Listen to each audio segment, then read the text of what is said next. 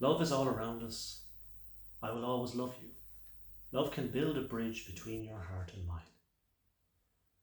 I want to know what love is. You get the idea, don't you? By now you've realised that these are all famous lyrics from love songs that we all grew up with. In fact, we all grew up with love in all its forms. Love defines us. Love excites us. Love heals us. And love completes us. Our story now centres on a man who deals in death. A man, you might argue, doesn't deserve love. That's My Boy by DM Lavin. Tom had already received half the money up front. Now the easy part. It was as hot as hell, but on the inside he was cool. The waiter was leaning over the counter making small talk with someone. The waitress was doing her rounds and not in any hurry either. That's a good sign, he thought. He opened the door and stepped inside, and the cool air blew over him. There was a woman in one seat with a child. She tickled him and he giggled. Further on, a young lady smiled as she rubbed her ring. At the end of the restaurant, a man sat with his back turned. That must be him, he thought. The waiter glanced at Tom. Take a seat, sir. I will bring you a menu. Tom was slow in registering what he said, but then he responded. Yes, of course. Can I have a coffee to begin with? Yes, certainly. Tom walked to the nearest seat and fell heavily. He glanced at the man again, who turned his head to the side. The features were familiar. Target confirmed. The waiter arrived with the coffee and uttered something, but Tom did not acknowledge. He picked up the coffee and slurped it like a pig would with stale tea. It was refreshing, but only a temporary solution. The need to act was bugging him. He glanced at the mother and then the child, who was still giggling. The child is too happy, he thought. He weighed up the situation in his mind. The bag of money was large, enough for a new car, a deposit on a house. He checked the clock, 9:20 a.m. The breakfast rush would be soon. He took out the piece and checked it under the table. A full magazine and a silencer for good measure. The mother and child needed to leave, and soon. As that thought flashed through his mind, the bell jangled to the sound of a customer. A gentleman entered and walked to the counter. This was bad, really bad.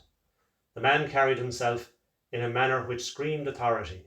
Tall, smartly dressed. Tom could hear his request to the waiter. A strong black coffee, 2 lumps of sugar. Tom needed to think fast. Ginny was still in the picture, literally. He reached for a photo tucked in his wallet. There was still time, still hope. He hadn't said yes or no. One phone call and she would be here. He hit the button. The phone rang and then her voice. Tom! I was thinking about what you said, Ginny. You were right. Are you sure? I'm sure. It's the only way. You changed your mind very quickly. Pick me up at the restaurant. Straight away? Yes. And remember that I always put you and Trevor first. I know that, Tom. I know that. Tom slipped the phone inside his pocket. He stood up and the gun fell on the tiled floor. The waiter stared at him before speaking. Sir, you dropped something. Tom paused. Yes, I believe I did. The tall man made eye contact. Tom returned the look before bending down. He snatched the gun and slipped it inside his jacket pocket. The target was already walking towards the door. This was not good. He wasn't supposed to leave the restaurant. The tall man was still looking at him. Tom's hand trembled. Did the tall man suspect something? Tom called Ginny. Are you far away, Ginny? I'm almost there. He's gone. Who? The target. Just meet me outside. No, it's too risky. It's okay, Tom. There's eyes on this place. You know how it works. And there's a suspicious man here. Long coat observing the restaurant and me. Drinking his coffee at the counter instead of sitting in one of the booths. He's one of them.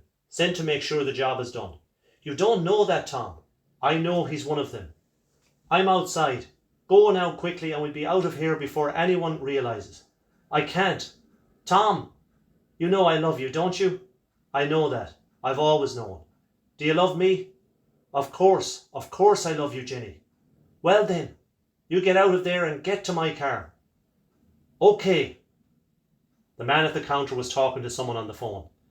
Tom leaned forward to hear but the sound was muffled by the mother and child talking and laughing. He clenched his fist. The minutes were slipping away. Why couldn't the man at the counter leave, he thought. He scooped the remaining cream from the coffee cup, but it offered no relief and the minutes were passing. Then he rushed towards the door and out into the morning sunshine. He thought, what's he going to do? Shoot me in the back? With all these witnesses? He saw Ginny's car in the corner and he smiled. A renewed vitality entered his bones. He realised what was important now. Ginny and Trevor. The bad days and broken promises were over. He would make it up to Jenny, and he would make up the lost years with his son. Decision made, a new chapter.